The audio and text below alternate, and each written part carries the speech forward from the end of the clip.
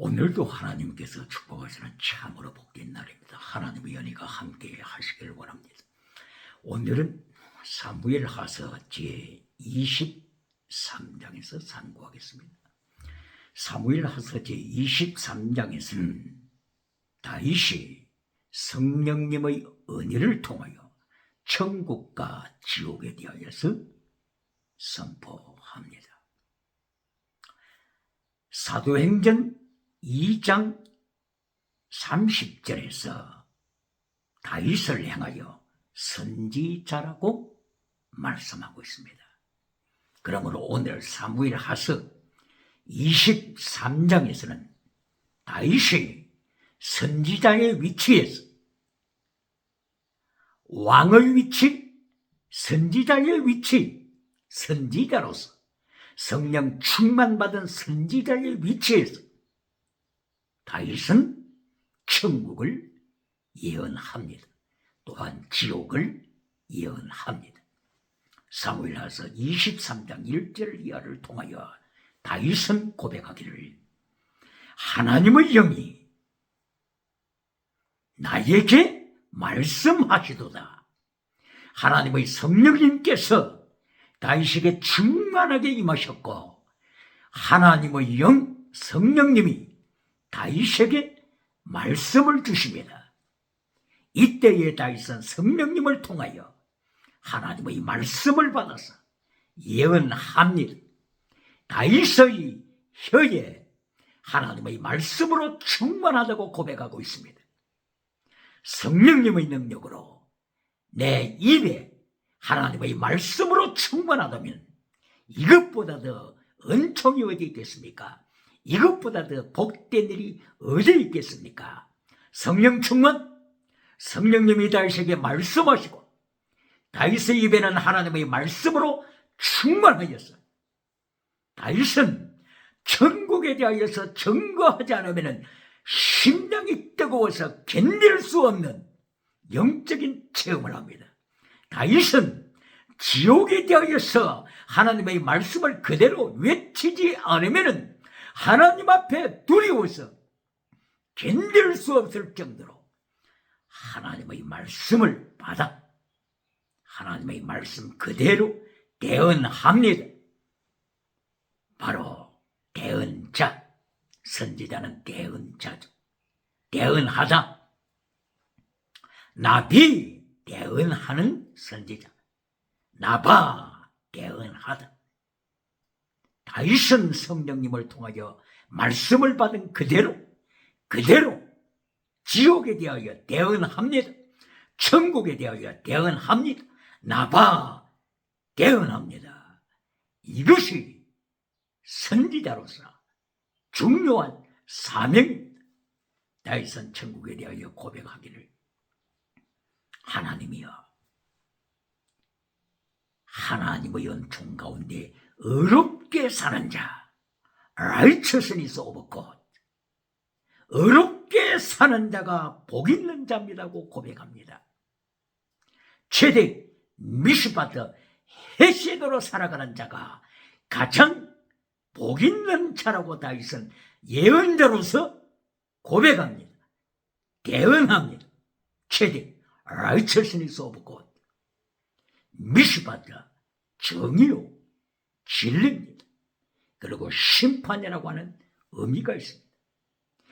그리고 헤세드로 살아가는 자, 하나님의 사랑, 언약적인 사랑, 목숨을 다하는 사랑, 이렇게 최대 미스바트 헤세드로 살아가는 자, 목숨을 다하여 순교신앙으로 살아가는 자, 이들이 복 있는 자라고 다윗은 예언가로서 말씀합니다. 이어서 이렇게 하나님 앞에서 어렵게 살아가는 자, 진리로 살아가는 자, 사랑으로 살아가는 자는 하나님 앞에서는 그날, 하나님의 나라가 임하는 그날에 태양처럼 빛날 것을 고백합니다. 사무엘하서 23장 4절 그리고 5절, 태양처럼 빛나는 성리, 아침에 구름 없는 햇살처럼 빛나는 자, 바로 바울 사도는 고린도전서 15장 41절 이하 등등을 통하여서 부활할 때에 태양처럼 빛날 자가 있고 별과 별의 영광으로 나타날 자가 있고 달의 영광으로 나타날 자가 있다고 예언했습니다. 다윗을 통하여서도 최적 미시바드 헤세드 믿음 진리 사랑으로서 순교 신앙으로서 살아가는 하나님의 사람들이 하나님 앞에 새하늘 새 땅에서 나타날 때에 태양처럼 빛날 것을 예언합니다. 구름 없는 아침의 햇살처럼 빛날 것을 예언합니다. 뿐만이 아니라 하나님께서 영원한 축복을 더하여 주시되 비리트 언약, 하나님께서 하나님의 백성과의 맺은 언약을 다윗은 강조합니다. 영원한 언약, 바로 이 영원한 언약을 통하여 다윗은 예수님께서 만왕의 왕으로 구원의 주님으로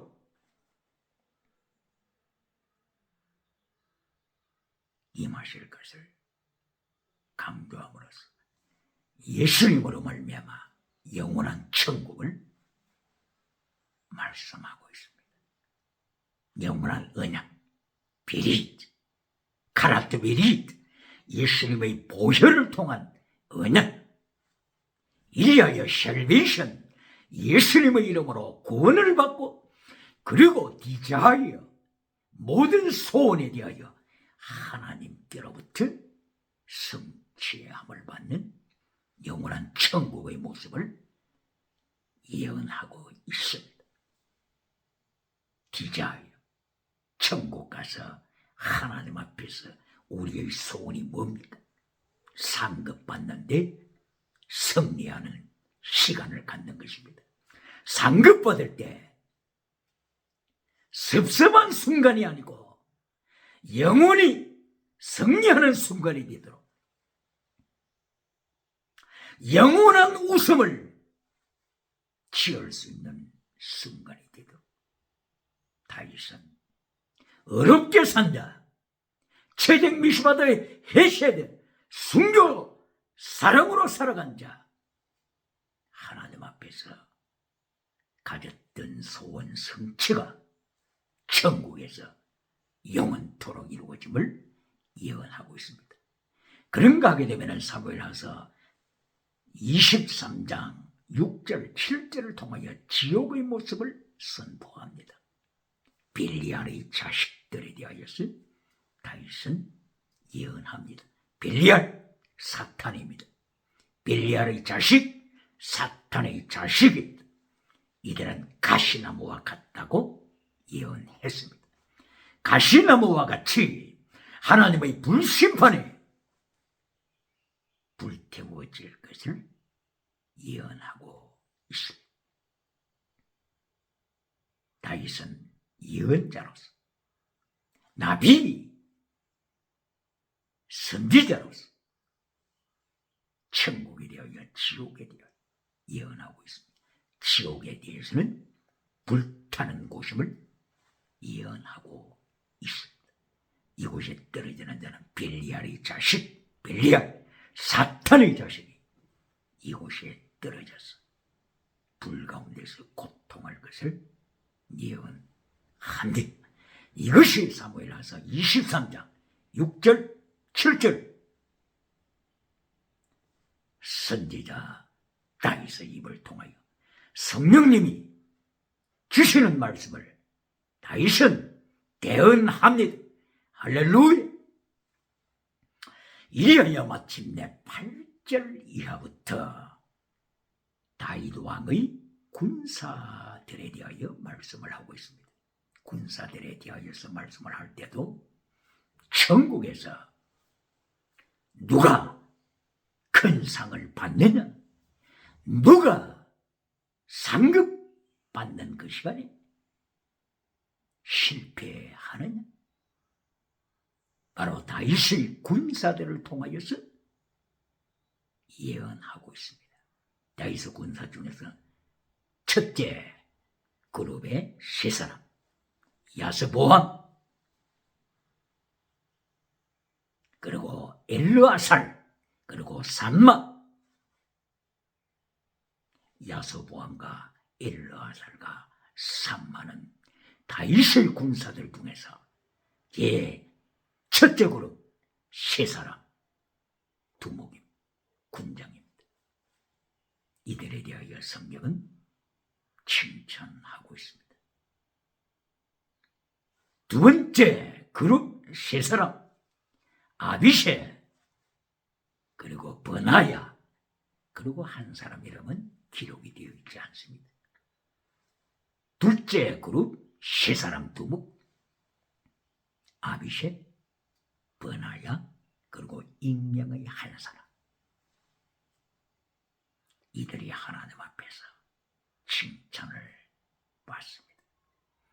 그리고 31인에 속한 용장들, 여기에 대하여서 사무엘하서 23장 24절 이하를 통하여서 말씀하고 있습니다. 첫째 그룹 세 사람에는 들지 못했을지라도, 둘째 그룹 세 사람에는 들지 못했을지라도 31명 용사, 여기에 들어간 사람을 기록을 했습니다. 새하늘 새 땅이 임하여질 때 예수님 앞에서 상급받을 자에 대하여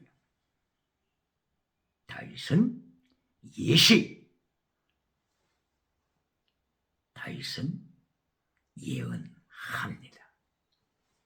31인 중에 누구의 이름이 나타나고 있습니까?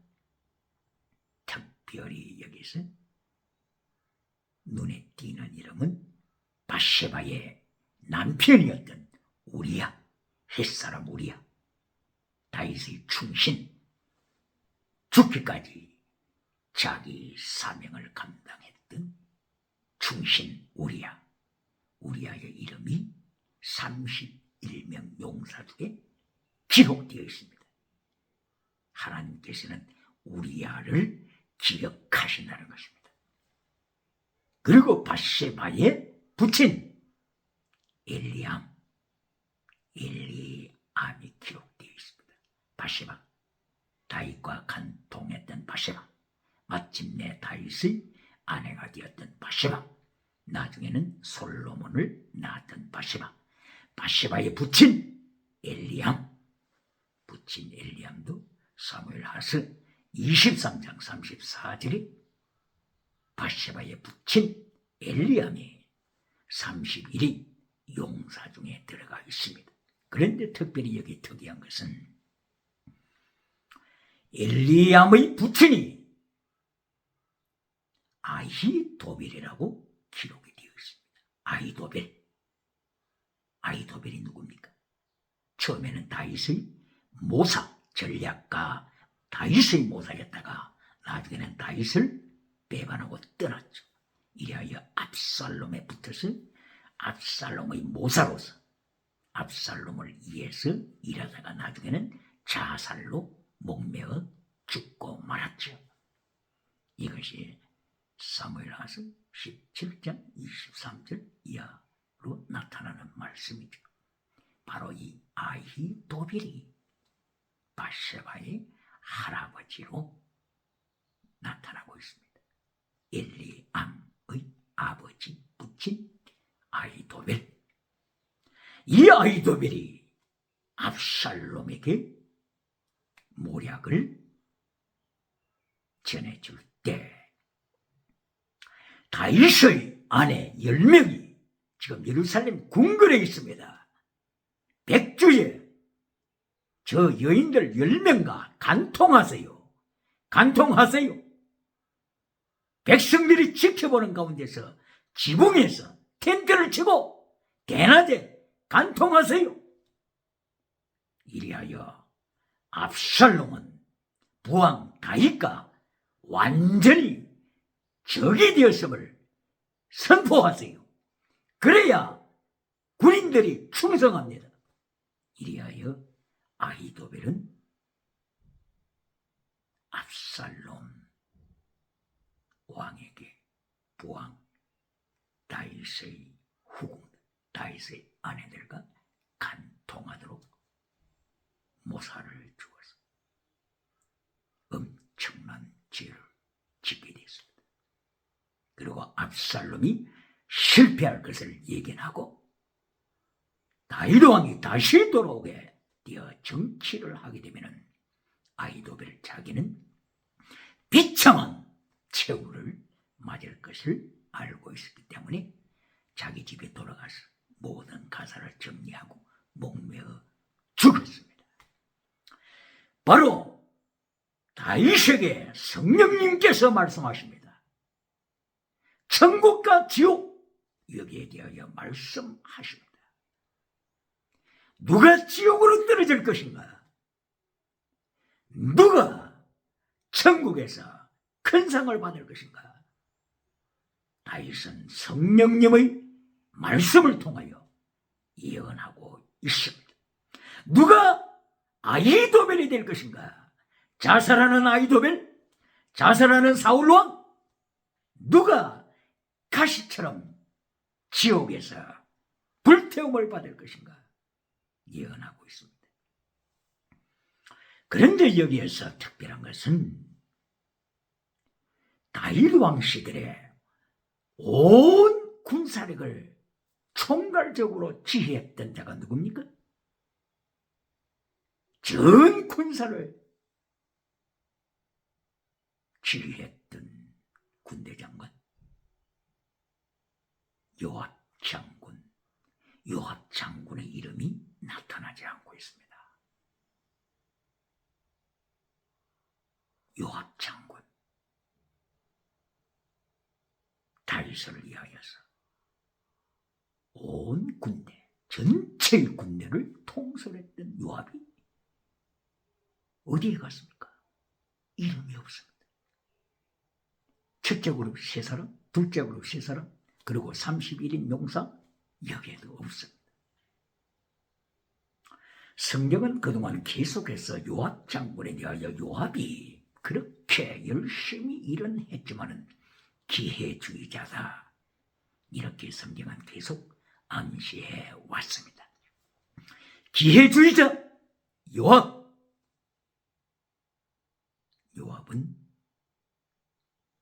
다윗이 사랑하는 아브넬 장군을 죽였습니다. 아마사 장군을 죽였습니다. 그리고 압살롬, 다윗의 아들을 죽였습니다. 그리고 결국에는 솔로몬이 왕이 될 때 솔로몬 편에 서지 못했습니다. 요압 장군은 솔로몬의 대적이 될 수밖에 없었던 다윗의 다른 아들의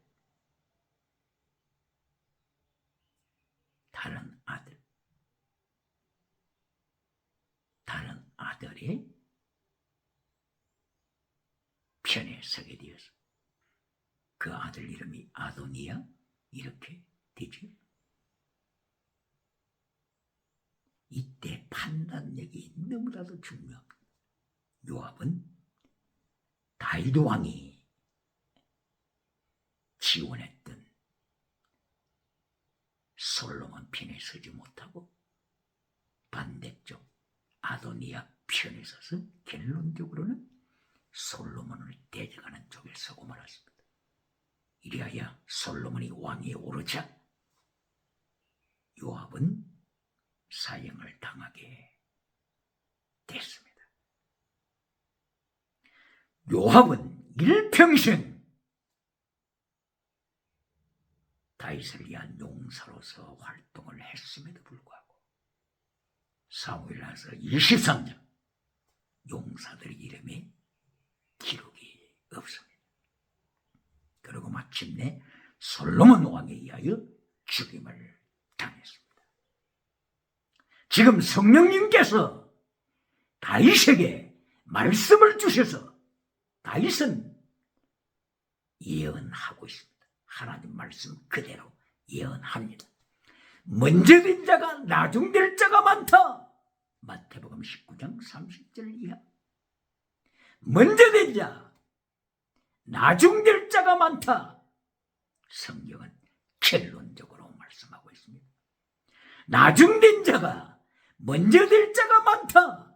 이것이 곧바로 예수님의 심판대 앞에서 일어날 사실인 것입니다. 세상에서는 계시록에 나타난 7교회 중에서 세상에서나 라오디게아 교회가 세계에서 가장 유명한 교회죠. 4대 교회가 지나가는 은사로, 신요한사로 가장 유명한 교회죠. 그러나 마침내 예수님의 심판대 앞에 섰을 때 라오디게아 교회는 예수님의 심판받고 너는 거짓 믿음이다. 예수님이 이렇게 라오디게아 교회를 향하여 심판하십니다. 라오디게아 교회가 종말에 가장 세계에서 이름 있는 교회지만 예수님이 심판하실 때는 너는 흰옷이 없다. 불로 연다는 금이 없다. 너는 장님이다. 눈먼 자다. 영적으로 눈먼 자다. 너는 성전에서 예수님을 쫓아낸 자다. 이리하여 예수님께서 라오디게아 교회 문 밖에서 아직도 문을 두드리고 계시는 요한계시록 3장 19절 20절을 통하여서 예수님을 쫓아내고 예수님 자리에 사람이 앉아버리는 라오디게아 교회, 먼저 된 자가 나중될 것을 예언하십니다. 4대 교회가 그렇게 은사 운동하면서 살아있는 교회, 움직이는 교회, 땅끝까지 소문이 났지만 예수님께서 4대 교회를 심판하실 때 너는 죽은 교회다. 죽은 교회. 왜 은사운동을 하는데 죽은 교회가 됐습니까? 왜 지나가는 은사는 나타나는데 왜 죽은 자가 살아나고 방언 역사가 일어나는데 왜 예수님께서는 죽었다고 선포하십니까? 사대의 교회에 살아있는 믿음 몇 사람밖에 안 됩니다. 몇 사람밖에 안 됩니다. 사대교회의 거의 모든 공동체 회원이 죽었습니다. 은사는 하지만 죽은 교회, 방언은 하지만 죽은 교회. 기억해야 합니다. 먼저 된 자가 나중되리라. 너는 죽었다. 너는 거짓 믿음이다. 기억해야 합니다. 사탄의 나타남과 능력, 디살로니가 후서 2장 7절 이하에 사탄이 나타나고 사탄도 능력을 행합니다. 엑수시아를 행합니다. 디너미스를 행합니다. 그리하여 사탄이 나타날 때 표적이 나타납니다. 기적이 나타납니다. 그러나 불의의 속임수로 4대 교회를 지옥으로 끌고 갑니다. 이것을 기억해야 합니다. 이것이 데살로니가 후서 2장 7절 이하, 그리고 요한계시록 13장 11절 이하, 요한계시록 16장 13절 이하, 요한계시록 19장 20절 이하. 사탄도 능력 행합니다. 기적 행합니다. 그러나 결론은 산채로 지옥불에 떨어집니다. 빌리알의 자식들, 사탄의 추종자들, 뱀꼬리, 용의 꼬리는 예수님의 심판으로 불타는 지옥불에서 가시가 타듯이 영원히 탈 것을 지금 다윗이 성령님을 통하여 말씀을 받아 지옥을 예언하고 있습니다. 기억해야 합니다. 그런데 여기에서 두 번째 그룹 세 사람 용사에 대하여서 말씀하고 있습니다. 사무엘하서 23장 14절 15절 이하를 통하여서 둘째 그룹 세용사 바로 아비세 그리고 브나야 그리고 익명의 한 사람입니다. 이들에 대하여서 다윗은 예언합니다. 이때 정황은 블레셋 군대와 지금 전쟁이 일어나고 있습니다. 그때 블레셋 군대는 이미 베들레헴을 점령했습니다. 베들레헴, 예루살렘 아래쪽에 있는 베들레헴까지 블레셋이 점령했습니다. 베들레헴 그 성읍을 블레셋이 점령했다고요. 이때에 다윗은 아둘람 굴에서 진지를 치고 있었습니다. 아둘람 굴도 가드 지역하고 베들레헴 지역 그 중간 지역이 가드에서 약 15km 정도 떨어져 있는 아둘람 굴 여기에 진지를 치고 베들레헴에 주둔하고 있는 블레셋과 전투 중입니다. 이때에 다윗은 베들레헴을 바라보고 있습니다. 베들레헴이 어디입니까? 다윗의 고향이지 않습니까? 다윗은 지금 베들레헴 생각을 하니까 지금 저 적들이 블레셋 군사들이 진지를 치고 있는 베들레헴 자기 고향을 생각하고 있으니까 어릴 때부터 마셨던 바로 그 베들레헴 성문 곁에 있는 우물이 생각이 났습니다. 그리하여 자기 제자들을 향하여 누가 나로 하여금 베들레헴 성문 곁에 있는 우물을 그 물을 마시게 할꼬. 다윗이 이렇게 고백하고 있을 때에 바로 둘째 그룹의 용사 세 사람 아비세, 브나야 그리고 다른 한 사람이 지금 베들레헴 적진을 향하여 목숨을 걸고 달려갑니다.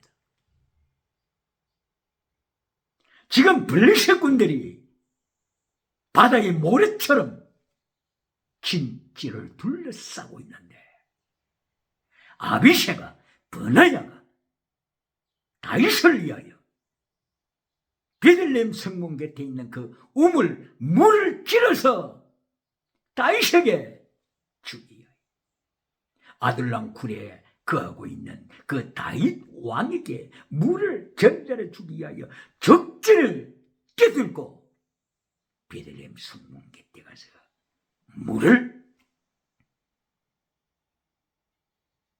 준비해왔습니다. 목숨을 걸었습니다. 다윗에게 왕이여 이것이 곧바로 베들레헴 성문 곁 다윗 왕이 즐겼던 바로 그 우물의 생수입니다. 마시소서. 이때에 다윗이 물을 받아들고 고백합니다. 이것은 물이 아니라 피다. 피. 블러드. 피다. 그러므로 이 피를 내가 마실 수가 없다. 이 피는 하나님께 부어드려야 한다.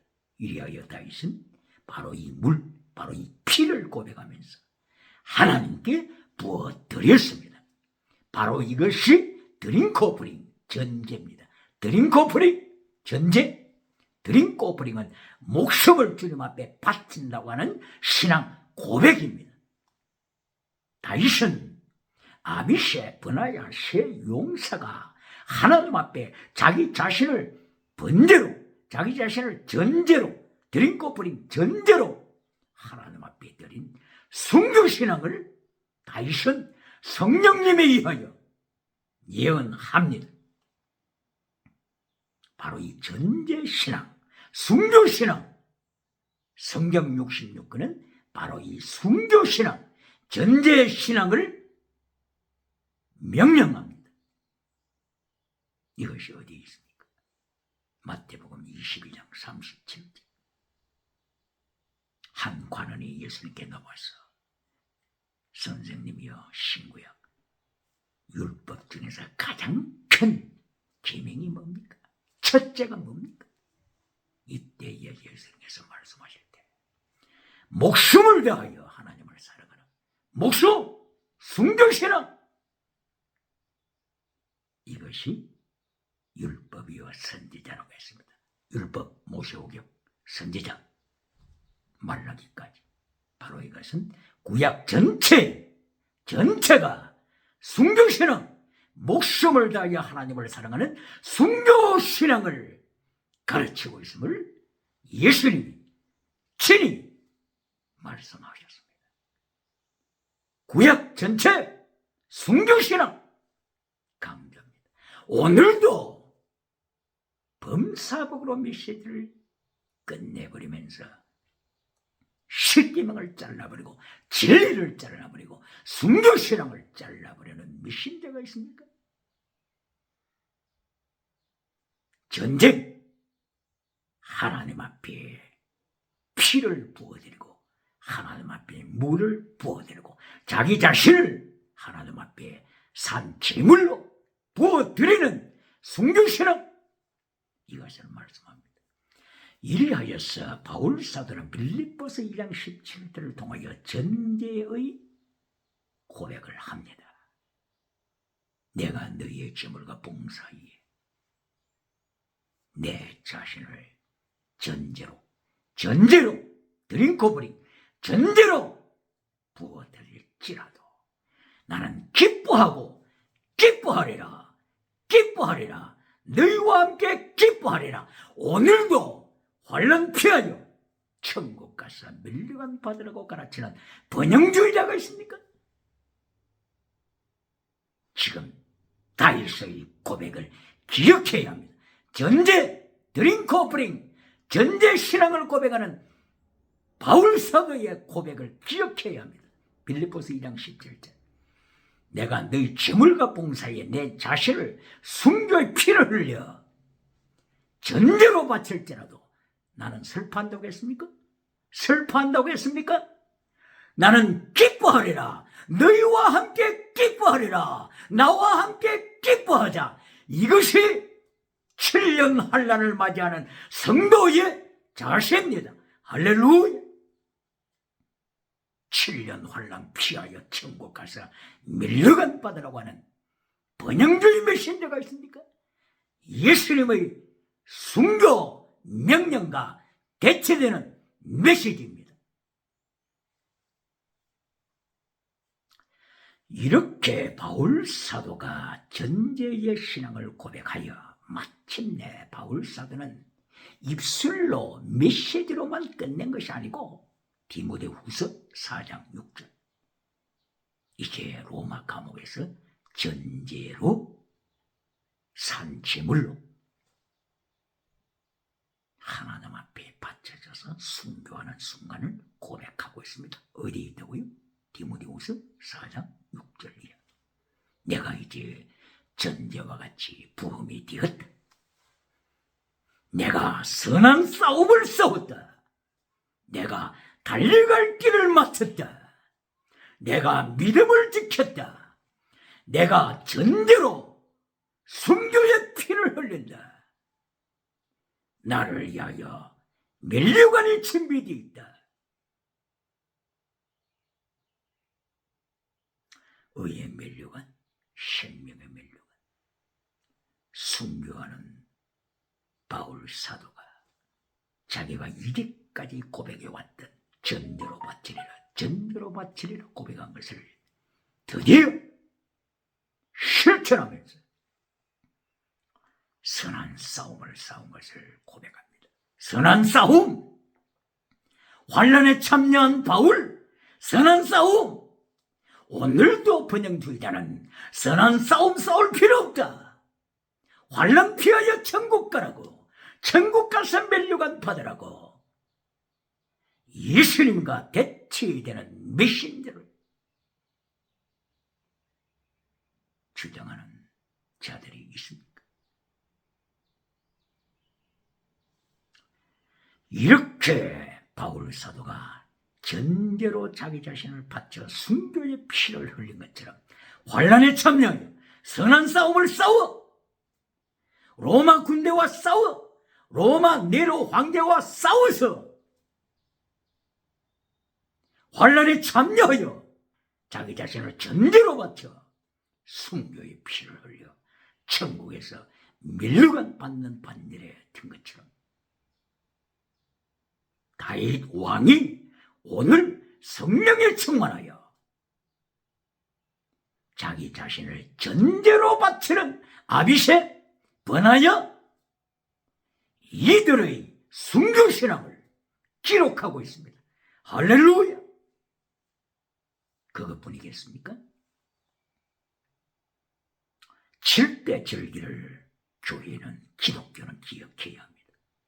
레위기서 23장 이하, 그리고 민수기서 28장 이하, 하나님께서는 7대 절기를 통하여 전제신앙, 순교신앙을 강조하십니다.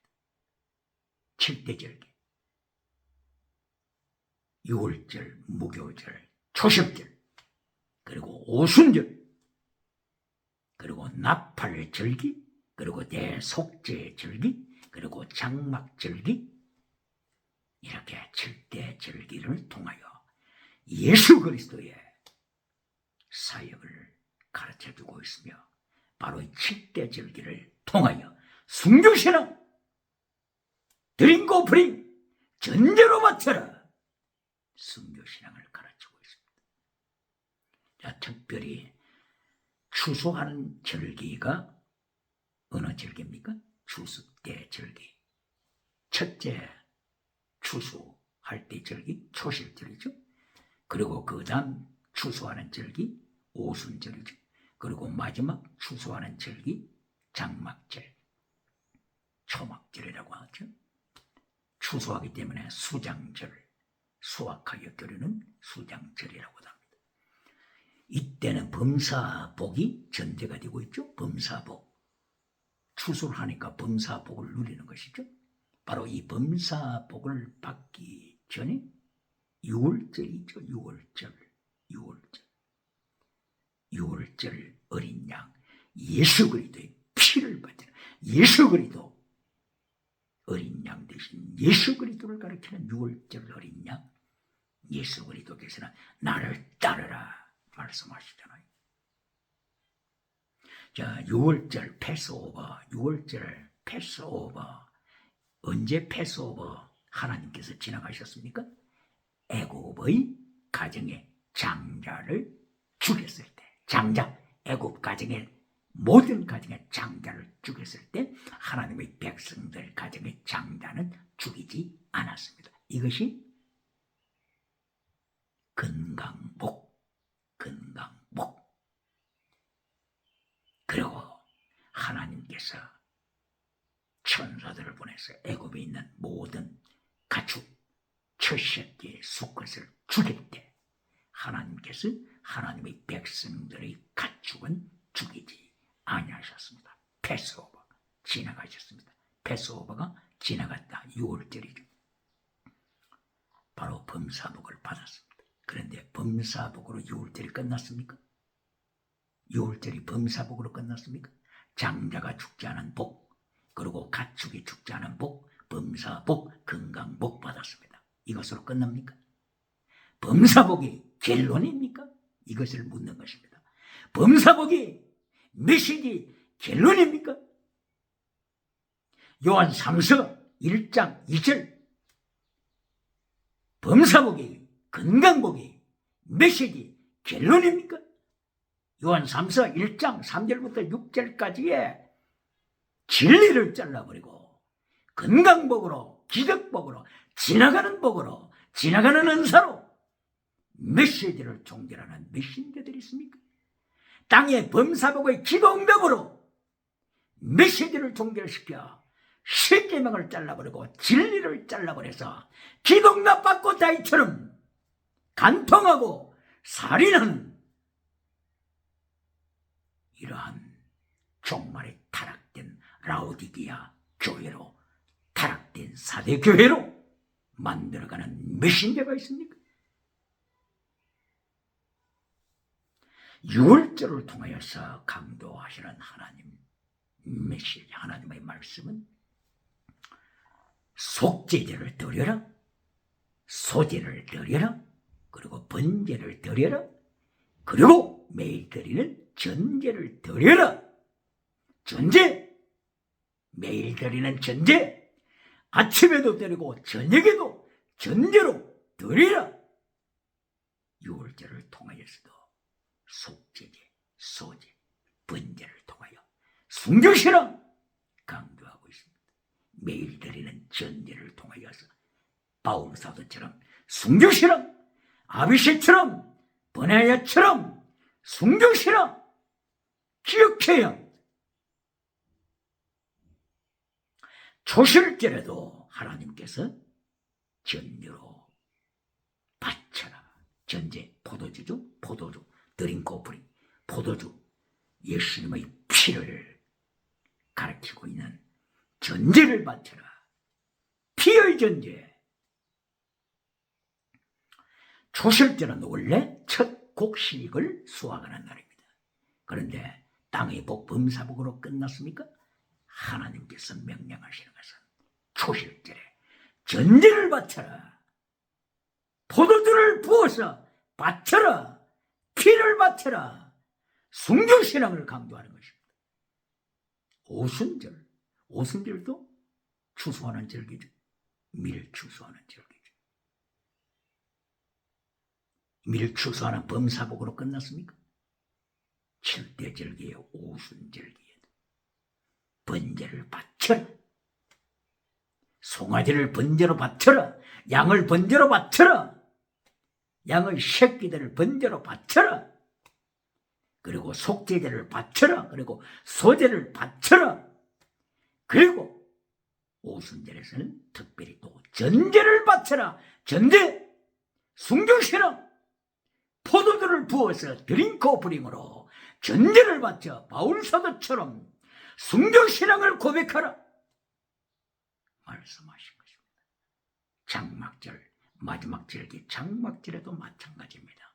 장막절, 이제 가을 추수 제일 마지막에 추수하는 바로 그 절기 장막절이죠. 바로 이 마지막 추수를 끝내고서 하나님께서 명령하신 것은 추수를 거두었느냐? 범사복을 받았느냐? 그러면은 광야로 나가라. 광야에서 일주일 동안 광야 생활하라. 천막을 치고 텐트를 치고 나그네라고 하는 것을 실천하라. 하나님께서 장막절 추수 다 거두고 나서 1년에 많은 수입을 만들고 났을 때 땅이 복으로 끝나는 것이 아니라 하나님께서는 빈들로 나가서 전제를 바쳐 순교신앙을 고백하라. 이 땅은 나그네라고 하는 것을 고백하고 천국을 향하여 천성을 향하여 나가는 철로역정처럼 나그네라고 하는 것을 기억하고 전제를 바쳐 순교를 고백하라. 바울사도처럼 순교를 고백하라.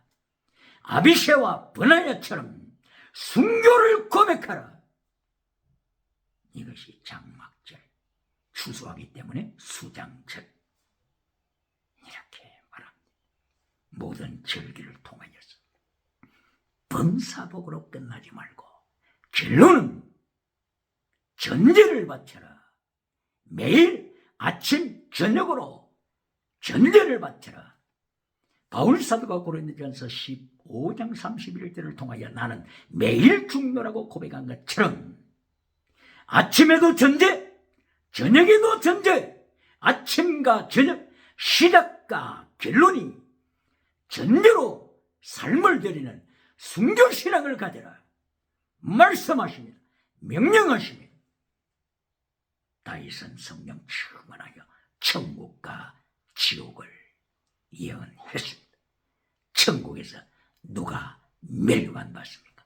바울사도처럼 선한 싸움을 싸운 자, 선한 싸움을 싸우기 위하여 환난에 참여한 자, 선한 싸움을 피하여 환난 피하여 나가는 자는 영원토록 후회할 날이 오는 것입니다.